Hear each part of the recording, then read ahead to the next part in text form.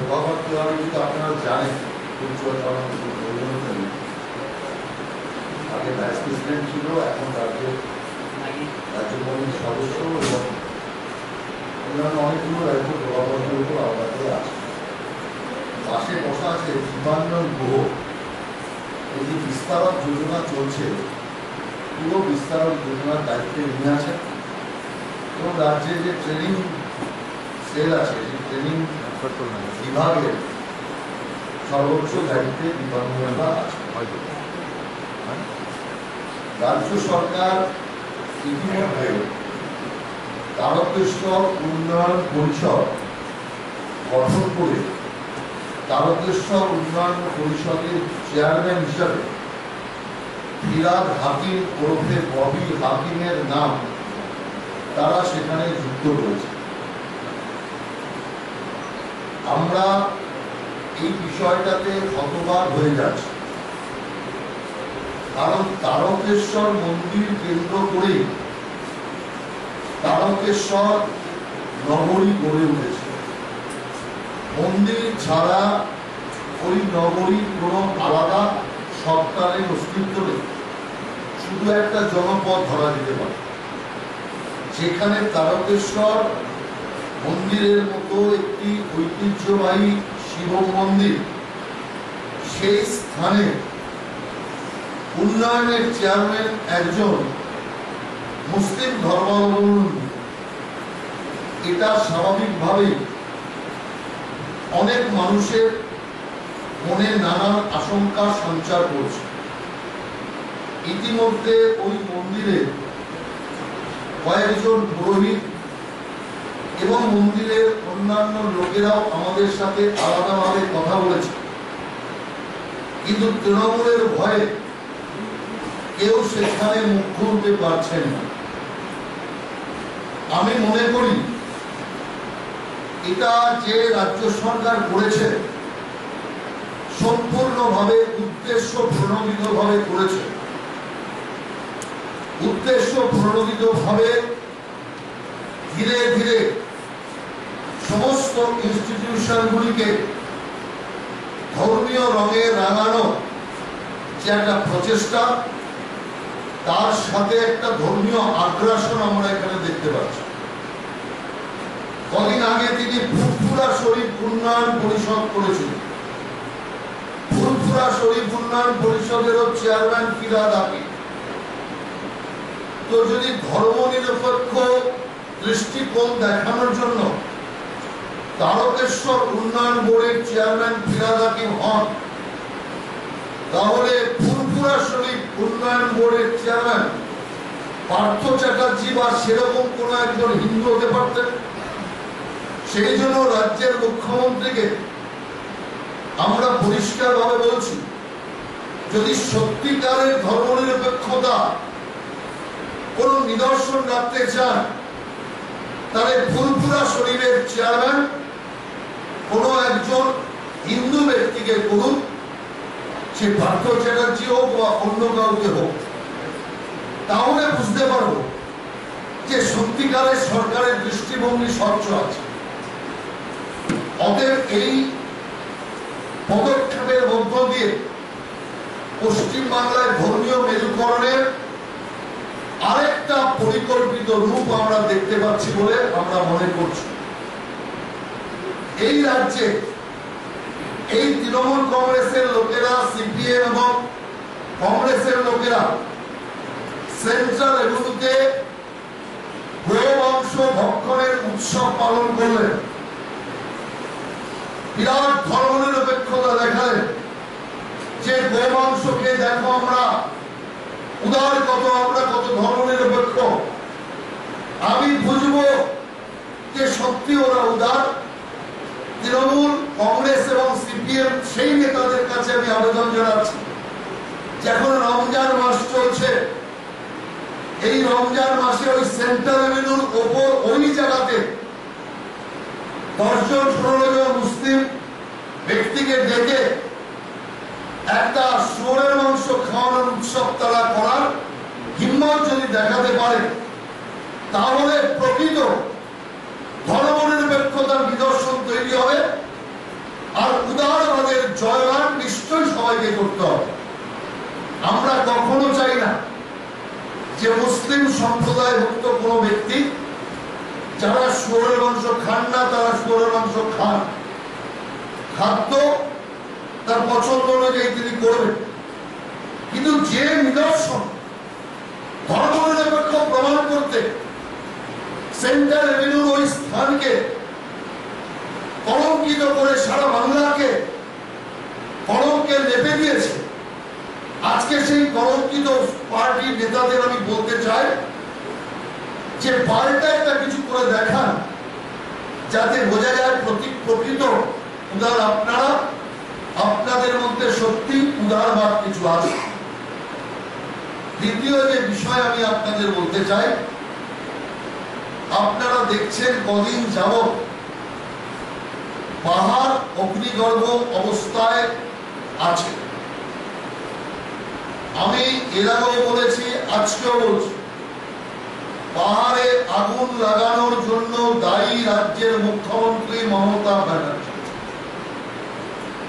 7 বছর পাহাড়ে কোথাও কোনো অরাজকতা হয়নি। 7 বছর পাহাড়ে একটিও বন্ধ হয়নি। 7 বছরে পর্যটকদের কোনোভাবে অসুবিধার সম্মুখীন হতে হয়নি। তাহলে 7 বছর বাদে হঠাৎ এই সমস্যা কেন পাহাড়ে দাবানলের মতো আজকে জ্বলে উঠল?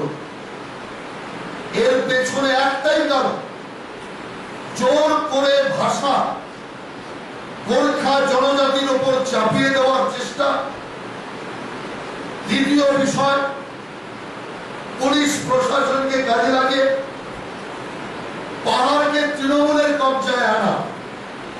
মিরিক করেছি, গোটা পাহাড়কে কবজা করবো তৃণমূলের দ্বারা, তাতে পুলিশ প্রশাসন সহযোগিতা করে। এই যে মুখ্যমন্ত্রীর অপচেষ্টা, এই দুটো কারণ মূলত পাহাড়ে আগুন লাগানোর জন্য দায়ী। টুরিস্টের থাকার জায়গা নেই, সেই রকম ভরা টুরিস্ট মরশুমে অবিবেচক মুখ্যমন্ত্রী তার মন্ত্রিসভার মিটিং করার জন্য 500 জনকে নিয়ে পাহাড়ে ঠান্ডা উৎসব করতে গেলেন। আর এই ঠান্ডা উৎসব করার জন্য টুরিস্টদের ব্যাপক অসুবিধা হয়েছে। আর ঠান্ডা উৎসব যদি না করতেন তাহলে এই জাতীয় ঘটনার সূত্রপাত হতো না। আজকে যে পাহাড়ে অবস্থা তৈরি হয়েছে, সেই অবস্থা থেকে উদ্ধার করবার ক্ষমতা পুলিশের নেই, প্রশাসনের নেই, মুখ্যমন্ত্রী এবং মন্ত্রিসভার লোকদের পাহাড় থেকে বের করবার ক্ষমতাও পুলিশের নেই। পুলিশ পালিয়ে গেছে। শেষে যে সেনাবাহিনীকে উনি গালাগালি করেছিলেন, অপদস্থ করেছিলেন, নবান্ন সেনা দখল করে ফেলছে, কলকাতার সেনা দখল করে ফেলছে, এই অজুহাত তুলে সেনাকে নানা রকম হেনস্থার শিকার হতে হয়েছিল। সেই সেনাই কিন্তু গিয়ে মুখ্যমন্ত্রী এবং তার পার্শ্বদের জান-মাল প্রাণ বাঁচানোর কাজটা করেছে। এখন আরো 3 কোম্পানি, মোট 10 কোম্পানি আধা সামরিক সামরিক বাহিনী মিলে কাজ করার পরও আরো 3 কোম্পানি চাইছে। তার মানে রাজ্যের পুলিশ অযোগ্য পদার্থ। একটা পাহাড়ের লিমিটেড জায়গা, সেই জায়গার আন্দোলন ফেস করবার ক্ষমতা রাজ্যের পুলিশ দপ্তরের নেই, প্রশাসনের নেই, যার জন্য সেনা এবং আধা সুরক্ষা বাহিনীকে ডাকতে হচ্ছে। এটা আমি মনে করি রাজ্যের যে প্রশাসন এবং পুলিশের অকর্মণ্যতাকে জনসমক্ষের সামনে এনে দিয়েছে। পরের যে বিষয়, যে পাহাড়ে রাজনৈতিকভাবে পাহাড়কে কবজা করবার জন্য এখনো মুখ্যমন্ত্রী অনড় মনোভাব দেখাচ্ছে, যুদ্ধ নেই মনোভাব দেখাচ্ছে। কিন্তু পাহাড়ের এই পরিস্থিতি শান্ত হওয়া দরকার, কারণ এতে রাজ্যের অর্থনীতি ক্ষতি হচ্ছে, পাহাড়ের অর্থনীতি ক্ষতি হচ্ছে, রাজ্যের অন্যান্য ডেভেলপমেন্ট নষ্ট হয়ে গিয়েছে। সমস্ত নজর চলে গেছে পাহাড়ের দিকে, যার জন্য রাজ্যের উন্নয়ন স্তব্ধ হয়ে যাচ্ছে। যেটুকু রাজ্যের স্বাভাবিক কাজ তাও নষ্ট হচ্ছে, গতি রাজ্যের কমছে। সেই কারণে মুখ্যমন্ত্রীর উচিত অবিলম্বে পাহাড়ের সমস্যার সমাধান করা। পাহাড়ের সমস্যার সমাধান করবার জন্য দুটো প্রস্তাব আমরা দিতে চাই। 1 নম্বর, সর্বদলীয় বৈঠকের মাধ্যমে মুখ্যমন্ত্রী শান্তি প্রক্রিয়া শুরু করবার ব্যবস্থা শুরু করুন। 2 নম্বর, গোর্খা জনমুক্তি মোর্চার সাথে আলোচনার টেবিলে বসে সমস্যার সমাধান ঘটা। আজ থেকে 7 বছর আগে পাহাড় এমনি অগ্নিগর্ভ ছিল। সেই সময় রাজ্যের মুখ্যমন্ত্রী জিটিএ চুক্তি করে পাহাড়ে শান্তি স্থাপন করবার পর বলেছিলেন পাহাড় হাসছে। অতএব ওই সময় এইরকম অগ্নিগর্ভ অবস্থায় পাহাড়কে মুখ্যমন্ত্রী কথাবার্তার মাধ্যমে, আলোচনার মাধ্যমে শান্তির ব্যবস্থা করেছিলেন। তখন যদি অগ্নিগর্ভ পাহাড়কে আলোচনার মাধ্যমে শান্তি ফিরিয়ে আনতে তিনি সচেষ্ট হন, তাহলে আজকে কেন মুখ্যমন্ত্রী সচেষ্ট হচ্ছেন না? কারণ সেদিন তিনি চেয়েছিলেন পাহাড় শান্ত হোক, রাজ্যের শাসন পাহাড়ে কাজ করুক। কিন্তু আজকে উনি চাইছেন পাহাড় দমনমূলক নীতির মাধ্যমে তৃণমূলের দখলে আসুক। সেই কারণের জন্য শান্তি বার্তার ব্যাপারে মুখ্যমন্ত্রী পিছিয়ে রয়েছে। আমি মুখ্যমন্ত্রীকে আরেকটি প্রস্তাব দিতে চাই, যদি বার্তালাপ শুরু করতে সরকারের কোনো অসুবিধা হয়, সরকারের সম্মানে বাদে সরকার যদি বার্তালাপ করতে এগিয়ে আসতে নানা কারণে ভয় পান, আমরা ভারতীয় জনতা পার্টির পক্ষ থেকে রাজি আছি যাতে গোর্খা জনমুক্তি মোর্চার সাথে রাজ্য সরকারের বার্তালাপ শুরু হয়। তার শান্তি প্রক্রিয়ার জন্য ভারতীয় জনতা পার্টি যে কোনো পদক্ষেপ নিতে তৈরি আছে। বার্তালাপ শুরুর জন্য মধ্যবর্তী সেতু বন্ধনের কাজও ভারতীয় জনতা পার্টি করতে রাজি আছে। কারণ আমরা চাই পাহাড়ের শান্তি ফিরে আসুক। আমরা চাই পাহাড়ে যেভাবে টুরিস্ট, যেভাবে পর্যটকরা পাহাড়ে যাচ্ছে, সেই পর্যটকরা আরো বেশি পরিমাণে পাহাড়ে যাক। পাহাড়ের উন্নয়নের সাথে সাথে সারা রাজ্যের উন্নয়ন আরো বেশি মাত্রায় হতে থাকে, এটা আমরা চাই। তো এর সাথে সাথে আরেকটি বিষয়, আমার শেষ বিষয় যেটা আমি আপনাদের বলতে চাই, আপনারা জানেন যে এখন সারা রাজ্যে বিস্তারক যোজনা নামে বিভিন্ন যোজনা চলছে, যাতে আমরা সবাই একেবারে মন্ডল কার্যকর্তা থেকে শুরু করে, মন্ডল পদাধিকারী থেকে শুরু করে কেন্দ্রীয় সভাপতি পর্যন্ত বিস্তারক যোজনায় সারা দেশ জুড়ে ঘুরছে। এই রাজ্যের বিস্তারক যোজনা কেন্দ্রীয় সভাপতি শুরু করেছে। এই রাজ্যে সমস্ত নেতা নিচু উপচু সব বিস্তারক যোজনা এখন যুক্ত আছে। কিন্তু দুর্ভাগ্যের বিষয় এটা, বিস্তারক যোজনায় কোন তৃণমূলের বিরুদ্ধে সভা নয়, কোন সমিতি নয়, কিচ্ছু হচ্ছে না।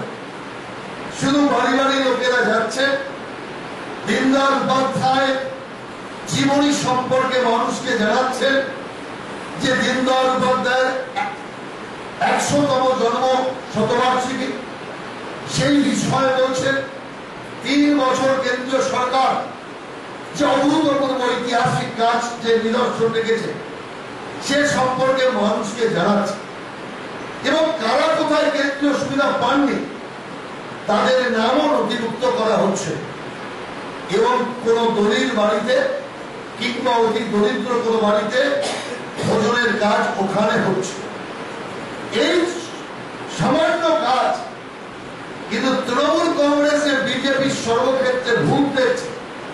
তার সবচেয়ে বড় প্রমাণ, এ পর্যন্ত বিভিন্ন জেলা, বর্ধমান, বীরভূম, দক্ষিণ 24 পরগনা, কুচবিহার, জলপাইগুড়ি এই সমস্ত জেলা, এর সাথে বাঁকুড়া, মেদিনীপুর, পশ্চিম মেদিনীপুর, পূর্ব মেদিনীপুর, এই সমস্ত জায়গা মিলিয়ে মোট 172টা মারধরের ঘটনা ঘটেছে। কোথাও মারধর হয়েছে, কোথাও বাড়ি ভাঙচুর হয়েছে, কোথাও বিজেপি কার্যকর্তাদের ঘেরাও করে রাখা হয়েছে, কোথাও তাদের উপর পাথর বৃষ্টি করা হয়েছে, পুলিশের সামনে কোথাও এই জাতীয় ঘটনা ঘটেছে। পুলিশ নির্বিকার নীরব দর্শক। অর্থাৎ এই যে 172টা স্থানে ঘটনা ঘটেছে, এর মধ্যে প্রায় 84 জন কার্যকর্তা আহত হয়েছে এবং 3 জন এখনো হসপিটালাইজড আছে। 22 জন হসপিটালে ভর্তি ছিল, এখনো 3 জন হসপিটালে ভর্তি আছে। 22 জন হসপিটালে গিয়েছিলেন, 3 জন এখনো হসপিটালে ভর্তি আছে। অর্থাৎ এই যে পরিসংখ্যান, এই পরিসংখ্যান দেখলেই বোঝা যাচ্ছে যে বিস্তারক যোজনা এই রাজ্যে কতটা সার্থক হবে, কতটা জনসাধারণের সাড়া এখানে মিলছে, যারই কারণে তৃণমূলের ভীতি আর তার জন্য ভারতীয় জনতা পার্টির উপর আঘাত। কিন্তু বিস্তারক যোজনায় আঘাত করবার পরেও কোথাও বিস্তারক যোজনা থামেনি। যেখানে অর্ধ সমাপ্ত রয়েছে তৃণমূলের আঘাতের ফলে, সেখানেও বিস্তারক যোজনা আবার হয়েছে। হাওড়া উলুবেড়িয়া এক স্থানে সেখানে হামলা হয়েছে, বিস্তারক যোজনা করতে পারেনি। সেখানে 3 দিন বাদে গিয়ে অসম্পূর্ণ বাড়িগুলো ঘুরে বিস্তারক যোজনা পূর্ণ করেছেন আমাদের বিস্তারকেরা। এর থেকে বোঝা যাচ্ছে যে একটা মিশন নিয়ে যে ভারতীয় জনতা পার্টির সর্বস্তরের কর্মীরা কাজ করছে, আর সেটাই তৃণমূলের কাছে সবচেয়ে বড় ভীতির কারণ। আর তার জন্য সন্ত্রাস এবং হামলার আশ্রয় নিয়েছে তৃণমূল কংগ্রেস। এইটুকু আমার বলার আছে। যদি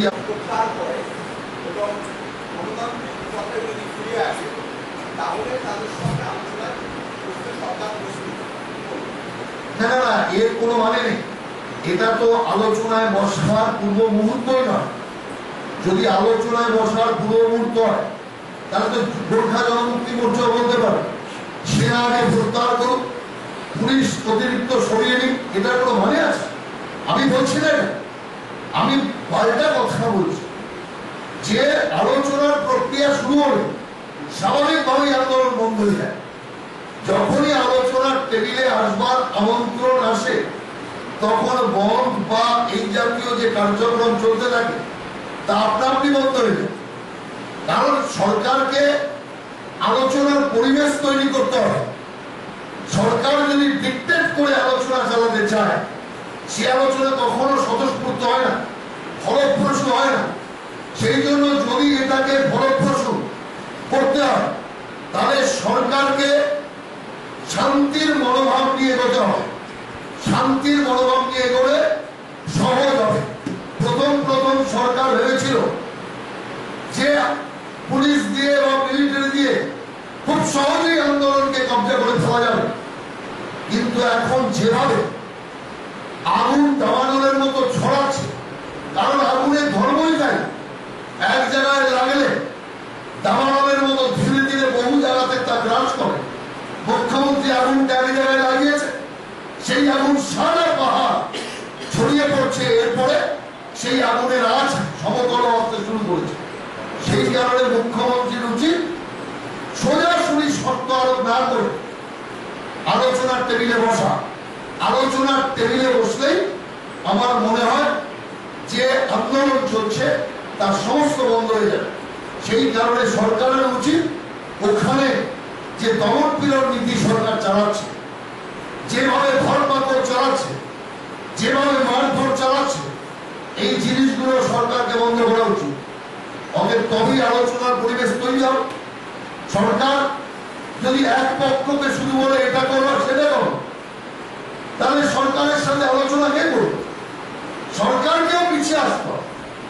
অবশ্যই গোর্খা জনমুক্তি মোর্চারও পিছিয়ে আসা উচিত, তবেই তো আলোচনার পরিবেশ তৈরি হবে। কিন্তু সে পরিবেশের সূত্রপাত রাজ্যের মুখ্যমন্ত্রীকেই করতে হবে। কারণ তিনি রাজ্যের কর্ণধার। জায়গায় আজকে একাধিক জায়গায় মহিলা মোর্চায়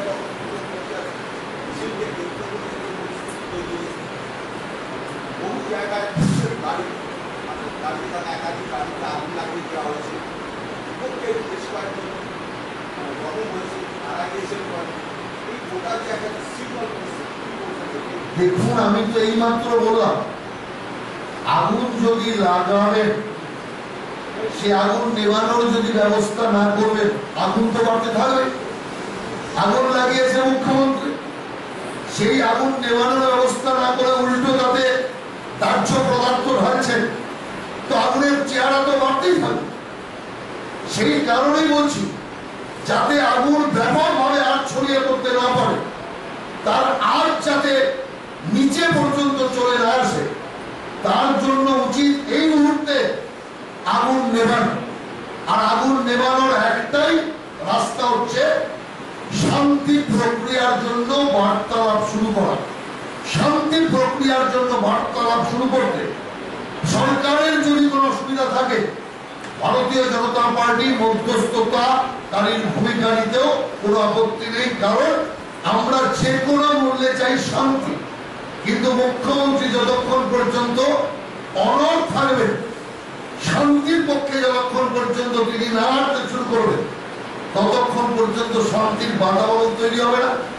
শান্তির পরিবেশ না তৈরি হলে শান্তি প্রক্রিয়াও ত্বরান্বিত হতে পারে।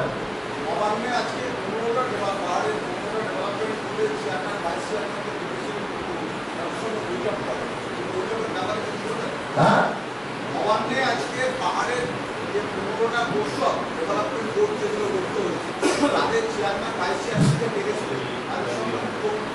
দেখুন, আমি বলি ওটা একটা প্রশাসনিক বিষয়। 15টা ডেভেলপমেন্ট পরিষদের চেয়ারম্যানকে ডাকলেন, ওগুলো প্রশাসনিক বৈঠক।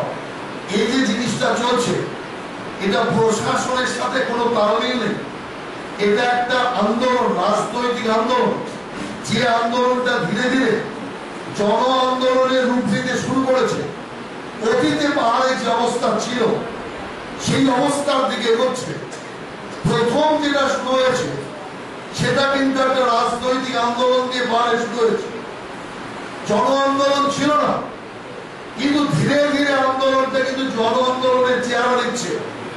অতীতে যে দিনগুলো 1 মাস বন্ধ, 3 মাস বন্ধ হয়েছে পাহাড়ে, পুলিশ পাহাড়ে ঢুকতে পারেনি, থানা ফাঁকা, সেই রকম জায়গার দিকে কিন্তু ধীরে ধীরে পাহাড় এগোচ্ছে। আমরা এই জন্য শঙ্কিত, এই অবস্থা থেকে পাহাড়কে মুক্ত করার জন্য আর কাল বিলম্ব না করে আশু পদক্ষেপ গ্রহণ করা দরকার।